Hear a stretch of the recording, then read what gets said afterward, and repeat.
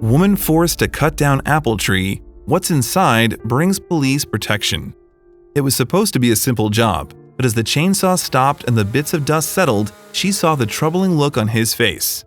He was frozen in place and had turned pale, as if a ghost had emerged.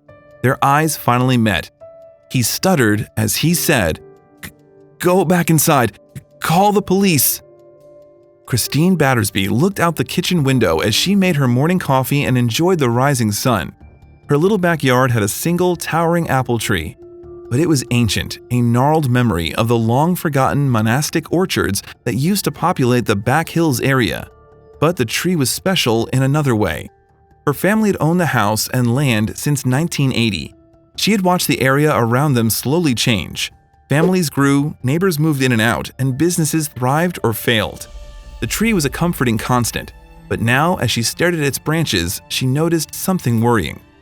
The battered tree started to discolor. Branches bent and cracked. The baskets of beautiful red orbs were now almost none. Christine rubbed her aching hands, painful arthritis. It was as if the tree knew she was aging and reflected her pain. What happened next made her innocent musings skyrocket into panic. It wasn't just old wood anymore. A small patch of disease appeared from the roots and crawled up the trunk.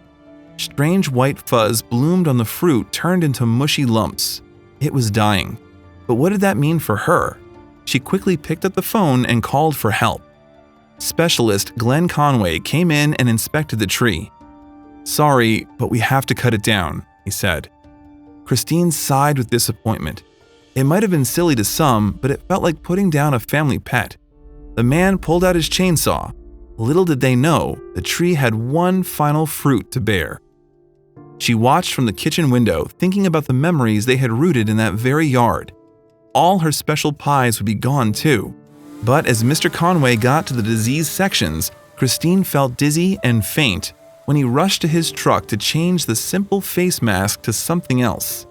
The new mask was something heavier, like out of a disaster movie. He also started to bag certain parts, almost like a miniature black quarantine. Was the tree that sick?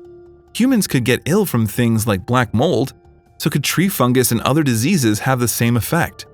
Mr. Conway revved the chainsaw, struggling to get through the lower sections. However, just before the last piece, she heard the motor suddenly stop. The lowest part of the tree was completely hollowed.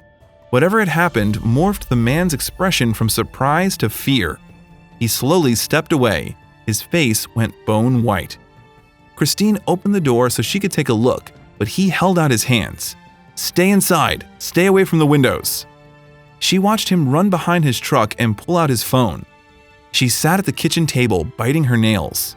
His muffled voice floated over the wind. She heard one terrifying word: explosive. Minutes seemed like hours until he came back in. By then, she was a mess. Her heart and stomach were in her throat. "You won't believe this," he said, "but there's an old grenade in the stump." Christine let out a small scream and steadied herself from passing out. A grenade? But how? That tree had been there forever. It wasn't long before cruisers pulled in and police started to roll out yellow tape around her property.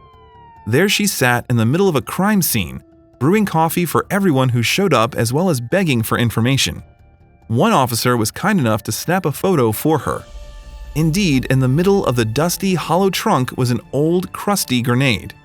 But it wasn't just any regular ammunition, it was a World War II relic. One officer stood at her door while another protected the property for the entire night. "Why can't you just take it out now?" she asked.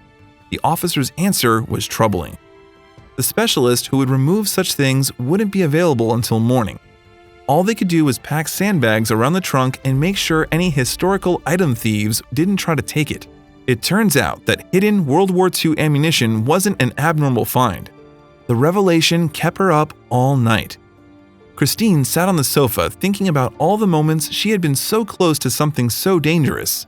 Every time she nudged it with her lawnmower or watched her children climb it, the idea made her nauseous.